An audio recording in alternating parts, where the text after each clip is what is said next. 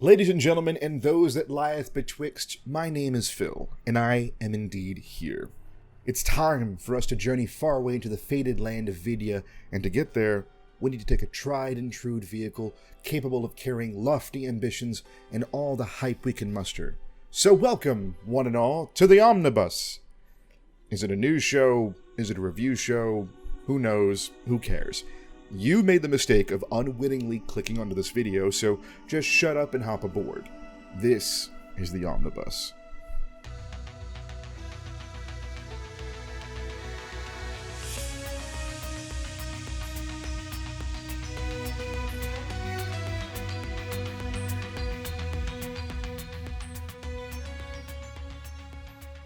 Okay, so for like one or two people that discovered the channel organically and subscribed during that span of time in 2023 where I was actually releasing videos on a somewhat regular basis, you might be confused as to why the channel suddenly went dark and are probably wondering where I've been for the last year or so.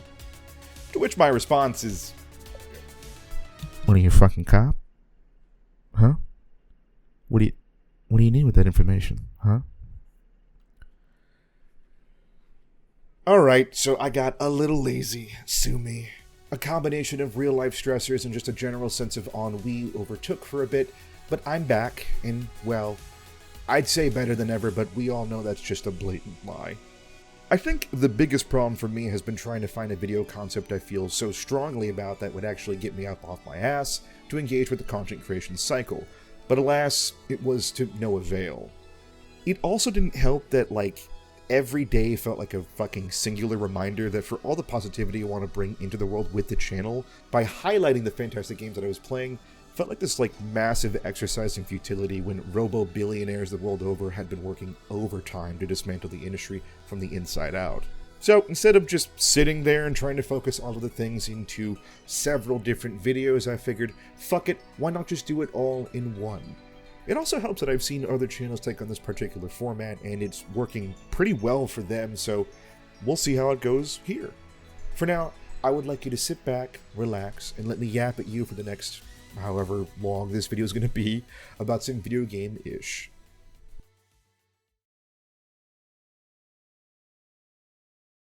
So, it's almost June, which means it's almost time for Fake E3, aka the Summer of GEOFF, where each of the big three and its accompanying partners in the industry give us a tiny little sneak peek into what's to come.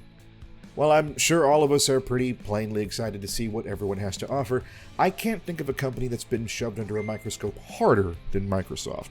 After making a decision to get rid of one of the only studios doing anything clearly worth a damn in the very public and very messy shutting down of Tango Gameworks, it's hard not to want to look at Phil Spencer's tiny little scrunched up face and pummel it for all it's worth.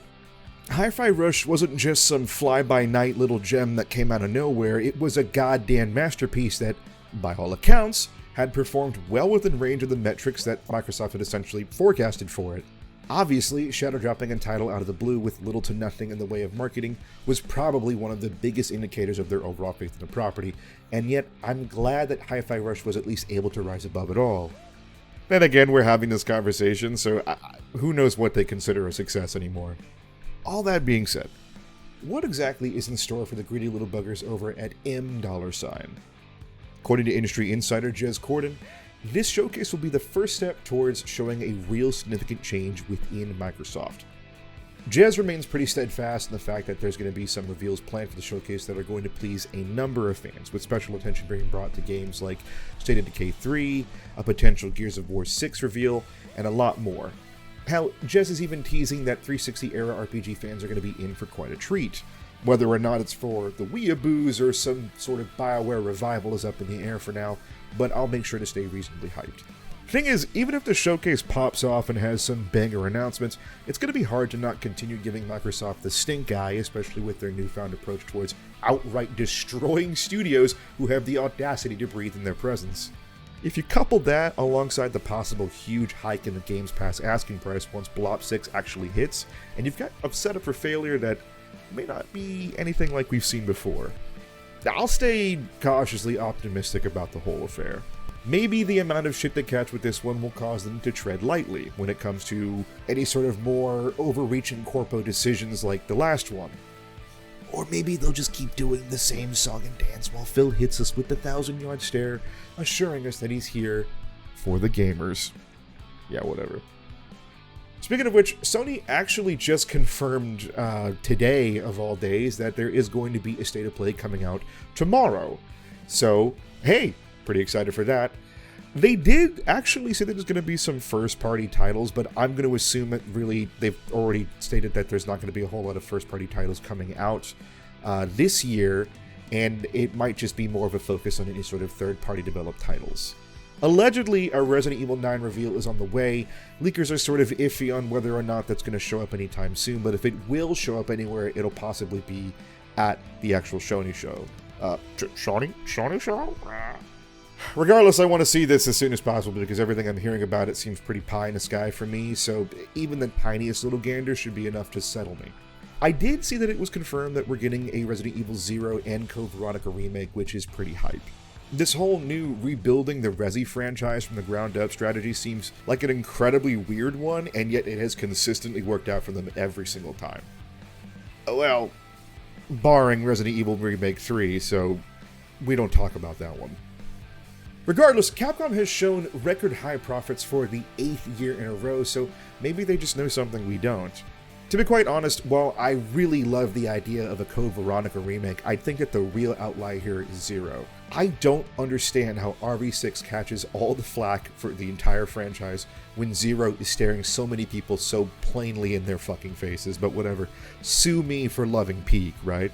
Also, I'm pretty sure that Capcom did say that we should be hearing about Monster Hunter sometime around this time frame, so yeah, we probably might be able to see that as well. If you ask me, I want to see if there's going to be any more dynamic ways to take monsters down that exist outside of conventional Monster Hunter weaponry, but that's just because I'm a weirdo like that. I kind of like the idea of there being a sort of like, you could set up traps for them outside of like the normal, like, oh, just kind of a pitfall. Like, I kind of want one of these monsters to be rushing at me and to have like a co-op trap where you guys set up a line to trip the monster past a tree, like a bunch of tree line, and that would be fucking super cool. Personally, if they just bring the Tonfa back, that's all I'll need. Okay, I'll make a concession for the Magnet Spike as well, but that's my final offer. Also, I was going to say at some point that Silent Hill might show up there too, but it does look like they're getting their own showcase on the 30th as well, so we'll see how that ends up looking, and I really hope it does look infinitely better than the previous trailers, because my god, that last one... did not look good. It also does look like we're going to be getting an update on the movie, which I'm actually kind of excited for. The guy who's making the movie is the dude who created the original, actually pretty good adaptation that I think, arguably now, a lot of people are going back and looking forward and seeing like, hey, it was actually a lot better than we gave it credit for, and not that really horrendous Silent Hill 2/3 fucking amalgamation that the second movie was. And finally, on the chopping block, the Disney and video games themselves, Nintendo has been keeping relatively tight-lipped about what exactly they're going to be showing us, but it does seem like we're going to finally see the Switch 2 revealed after so long. Rumor has it that the power of the Switch 2 is comparable to that of a PS4 or an Xbox One, which is kind of concerning considering the fact that there are allegedly games like Final Fantasy VII Rebirth coming to it, and if that is the truth, that game barely runs on the PS5. I mean, it runs well, but it doesn't look very good. So I can only imagine a console that actually has worse performing hardware than that, how it's going to look on this one. So we'll see. I think really what Nintendo should be shooting for here is a direct Steam Deck competitor. If it can at the very least run most games relatively well and still prioritize the mobile aspect of the original Switch, I have no doubt in my mind that the console is going to sell like hotcakes. They already have most of their fans nuts and advice as far as Nintendo's first-party catalog is concerned, so if they make it possible for third-party developers to actually release decent versions of their upcoming games on the new Switch 2 hardware, this might just be the final nail in the coffin for the rest of the console industry, seeing as how Xbox is now going to try to go multi-platform and Sony just isn't really performing as well as they should. Speaking of which, Sony wants to release, allegedly, this is all conjecture at this point, but there's some hubbub on the horizon about a new PSP coming out that's going to be capable of playing PS4 games. To which I ask, why are we doing this? Did we not learn the last time? Why exactly are we even inside of a new console generation, especially considering that most console generations are going to just have 4-year resets anyway? I don't know. If this shit doesn't launch with a new version of Freedom Wars, it's dead on arrival for me, so who gives a shit? Anyways, y'all want to hear about what I've been playing?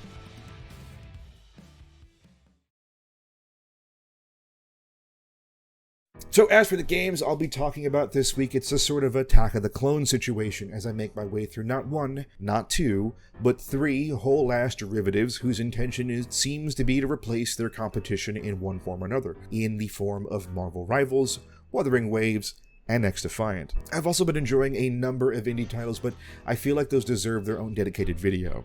For now, I'll say this. If you haven't been fucking with the indie scene for a while, you're doing yourself a massive disservice.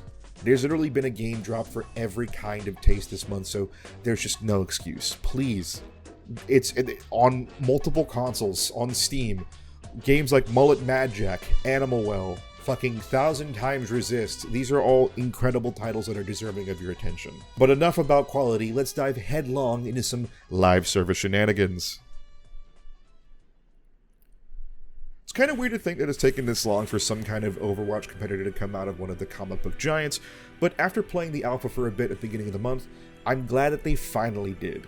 NetEase's Marvel Rivals is the kind of derivative horseshit I'd gladly pump into my veins if they handle the overall monetization well. This could very easily turn into another Gundam Evolution situation.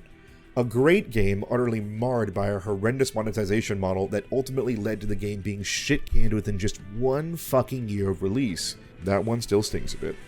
They did say that there is some commitment towards ensuring that the game doesn't fall under a pay-to-win model, but for that to be actually true, I think it would require them to actually give all the heroes out for free, which I just don't see happening with this game. I mean, you know, these kinds of games sort of live and die on the basis of being able to offer an absolutely overtuned new champion on launch, and then doing the actual work to balance them as they hit public servers and become a nuisance for an entire month. I mean, it's worked for Riot this entire time, why won't it work for them? This game does have a lot more going on for it than its namesake alone. There's a really unique system at play called the Team Up, which sees you playing a certain set of characters who have a natural-born synergy built into them, offering players the ability to create highly specialized and customized teams capable of doing newer and cooler shit. For instance, Rocket can hop aboard Groot and act as a sort of secondary turret for the big guy, while also having the ability to supply the Punisher with an infinite ammo reserve every 20 to 30 seconds.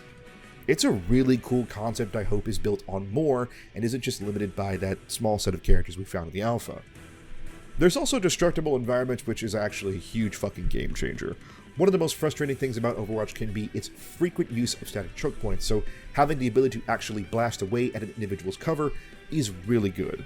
I'd say I've had a pretty good time with it. I think it's one game out of the three games I'm going to be talking about here that I had the most fun with. There's still some issues with possible balancing. Hela was hella overtuned the entire time. The amount of damage that she was outputting was astronomically terrifying.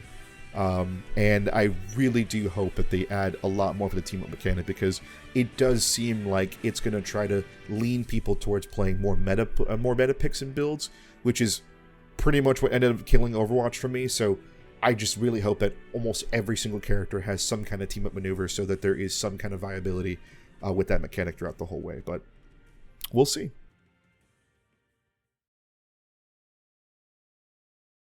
Okay, so I played Wuthering Waves, and I'll be honest, I've wanted to play this game for a while now. I've been a pretty big fan of Kuro games myself because I've played PGR.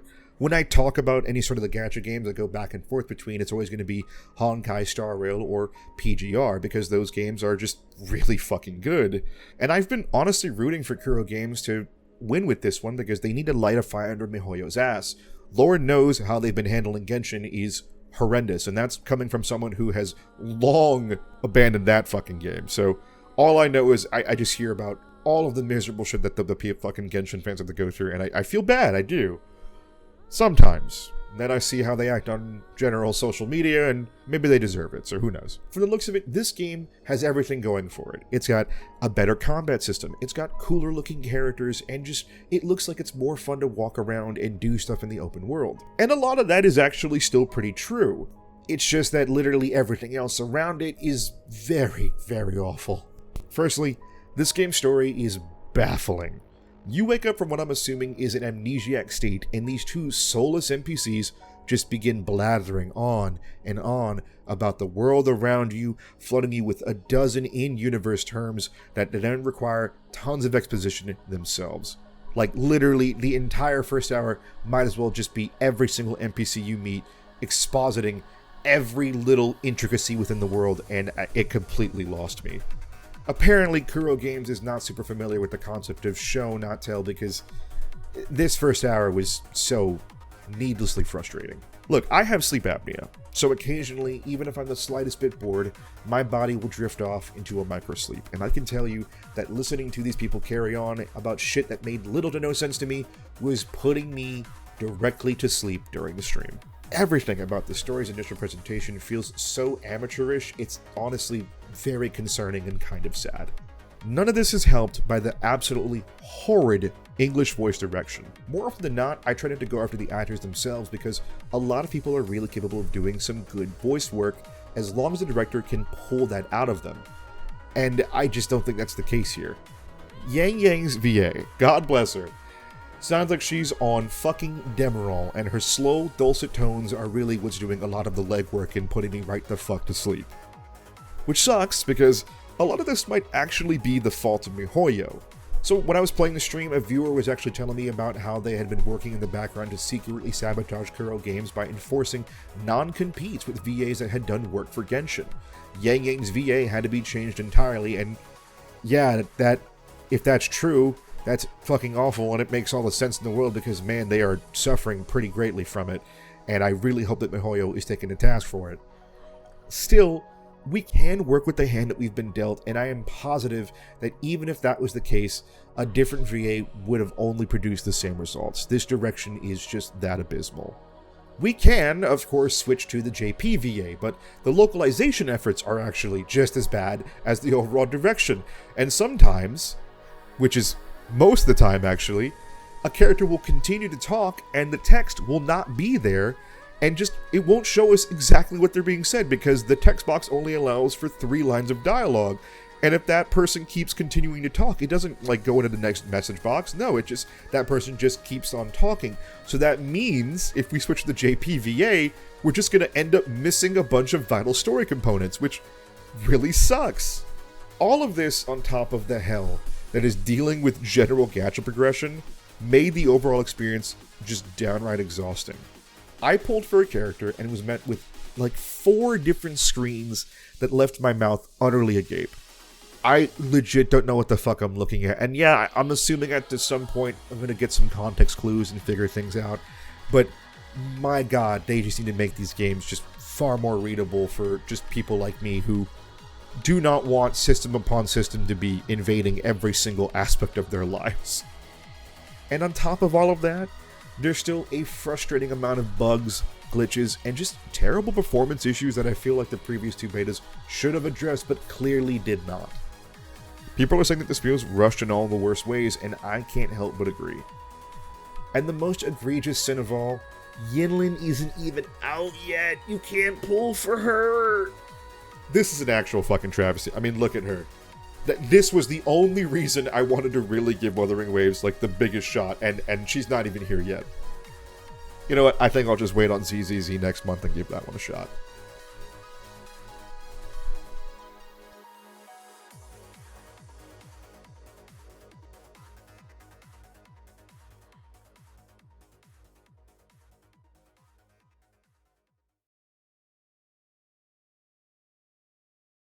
Yeah, I did not expect to like this game as much as I did, especially considering the fact that I have played since pretty much the inception of the game. I got into the first closed alpha, and that was around the same time that the Xdefiant branding had that really weird emoji, Zoomer emoji culture headassery that was there, and then they just kind of backstepped everything because they realized they were making a game for literally fucking no one.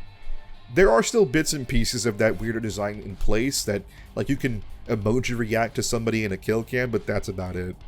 Somewhere along the way, Ubisoft decided to go ahead and pivot directions from what felt like a game that was trying to compete with the hero shooter genre towards going after the ailing Call of Duty brand, and even if it's to mixed results, I'd say it did a pretty good job of aping the latter. Which is Kind of funny, considering that a Bloomberg expose just came out on the X-Defiant team, where it was revealed that more often than not, any idea that wasn't crafted with the explicit intention of coming after Call of Duty was sort of just swept under the rug, and people who brought said ideas to the table were made to feel very fucking bad for trying to steer the game away from just being another fucking cash grab. Couple that alongside like a very weird, cliquish kind of culture, and it's just more of the same old Ubisoft toxicity that we all know and love. All that being said, what eventually came out was a more than playable COD clone with a somewhat functioning netcode that somehow still ended up being way more enjoyable as a multiplayer experience than Modern Warfare 3. It's not by much, I'll give you that, but it is still way more enjoyable than Modern Warfare 3. Right now, the biggest selling point for the game happens to be its lack of skill-based matchmaking. I thought that was going to be kind of a big deal. Apparently, that's not the case. I can't exactly remember where I saw this or where I heard about it, but I do remember very well, on some level, that one of the developers' lead philosophies behind this is that skill-based matchmaking kind of used to be applied relatively sparingly for older titles, and now, in the way that it's being used, it's acting like a more engagement-based matchmaking, with the overall idea being, how long can we keep little Timmy playing so we can convince him that stealing their daddy's credit card to pay for in-game currency is a worthwhile decision? So instead of doing that, they just upended the whole fucking thing, and I can't really tell the difference so far. I'm still running into the same bullshit that I ran into with every other COD clone, meaning I'm doing everything I can to win the game, and every other acoustic that's playing alongside me is doing the best they can to elevate my blood pressure to concerning levels. And yet, somehow, it doesn't frustrate me anywhere near as much as, like, something like Valorant, or any other fucking multiplayer game I've played in the last few years. Maybe it's because I'm not putting as much stock into it as I did in those games. Ranked is not available, and ranked is almost always the one thing that puts me into, like, the most toxic mindset. And for right now, it's not there. You can do, like, a trial phase. I've played one match of it. It seems like it's gonna kind of function. I don't know. But for right now, I've just been kind of having a blast running around and scoring kills on some unsuspecting dweeboids.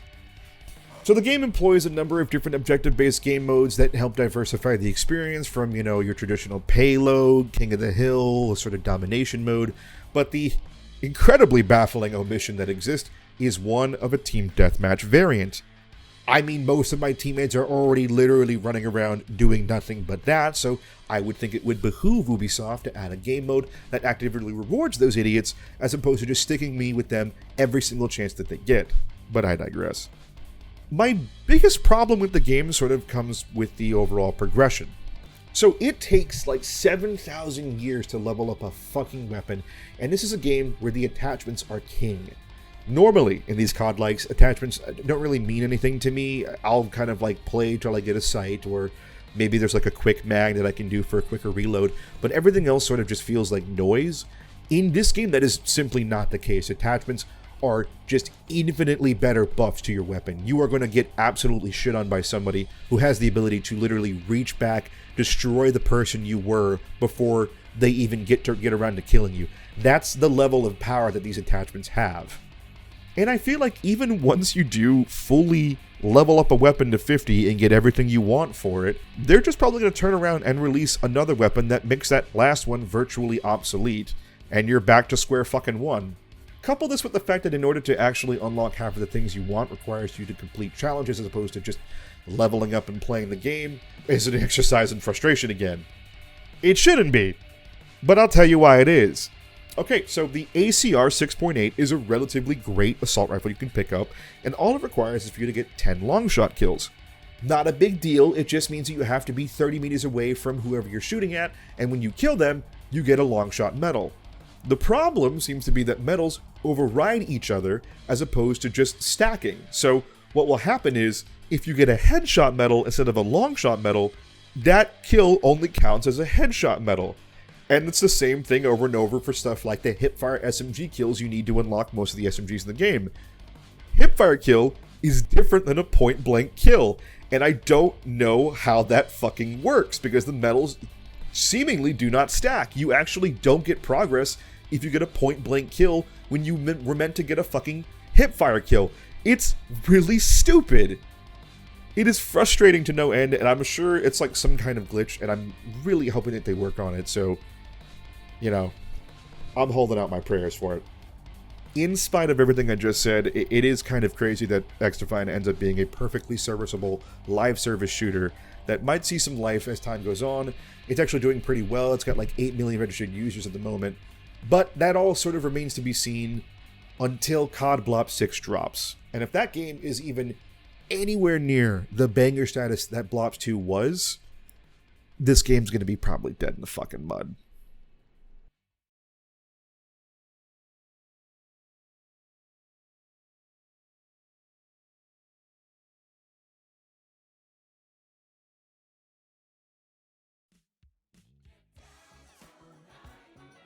Well, yeah, I mean, I guess that's all there is. Hey, thanks for coming aboard on the Omnibus. I really appreciate each and one of you for just hearing me yap on incessantly for a couple of minutes.